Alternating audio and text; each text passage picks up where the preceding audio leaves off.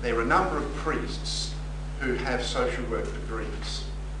I think I'm one of two in Australia who was the social worker first and then sort of became a priest. So in fact, and you know, this is something my fellow priests find a bit of difficulty with at the time, social work and is really my first profession. And social work language is what I still use because it's very much part of me. Theology sort of become a bit of an add-on. But anyway, I'm sure that the church will cope somehow. So reflecting on this and reflecting on some things I could bring to today's gathering, I'd like to talk about the importance of a framework. The importance of framework that we as social workers operate out of. And the importance then of the profession of social work in our community. And I want to talk about sort of three levels, I suppose. Values, and then I'd like to refer to method, what I call method, and then we'll pick up, and Jill Whitehorn is working with me in the social inclusion unit, and is probably one of our leading experts in South Australia in evaluation. And that's the third area I want to talk about is reflection evaluation. In the early 70s, as I was doing my part-time studies at the Institute, we had some fantastic lecturers. We also had some crazy ones as well. And Connie, we won't name them.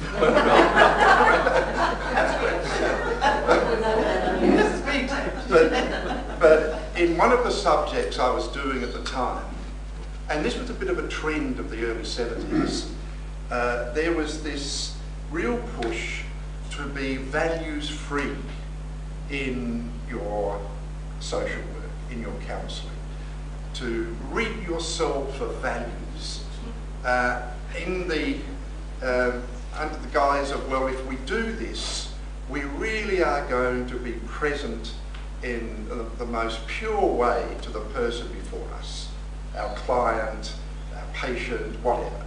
That if we rid ourselves of our values, then the person before us becomes the centrepiece. Well, of course, the person should become the centre of what we're doing. But of course, it was all wrong. For a start, it is impossible to rid yourself of values. It is impossible. That very process has a values base in it, of ridding yourself. So that a value lies in that. It is absolutely impossible because we as human beings in a social context and community, we bring values with us.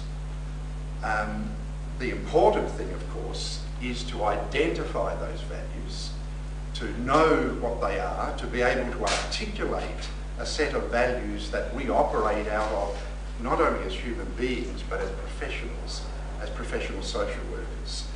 And in fact, the more we have a command of those values, then the more we can actually be present and to honour the person before us, if it were in casework or in community, to have a sense of our way in which we engage our society.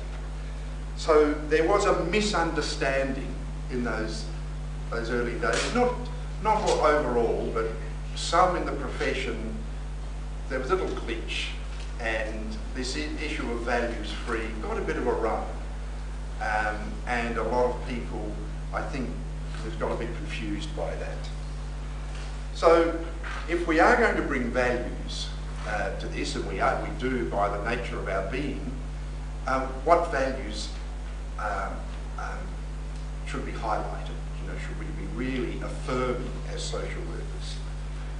Now, that in itself could be a major debate and a major exercise that would be very fruitful, and we would find there'd be some differences. Of course there'd be differences, but I would think we'd find that there were core values. There were indeed core values that we probably all agree upon. Now, I'm not asking you to agree with all of mine, but I'm just going to name some of the values that certainly drive me as a social worker, and values that have really impacted on me, not only in my life and in my experience, but also in my training. And I look back at the Institute days and think, well, the formation was in fact good. The formation, and just making me realise the importance in our profession of reflecting on and externalising values and what we do as social workers.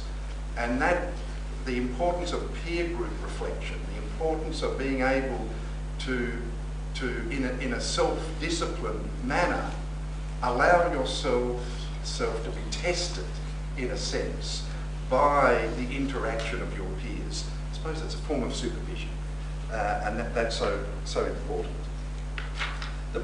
The value, the key value, I suppose, that drives me, and it comes out in so many of my speeches or interactions with the media, is fundamentally the high importance of the human dignity of every person.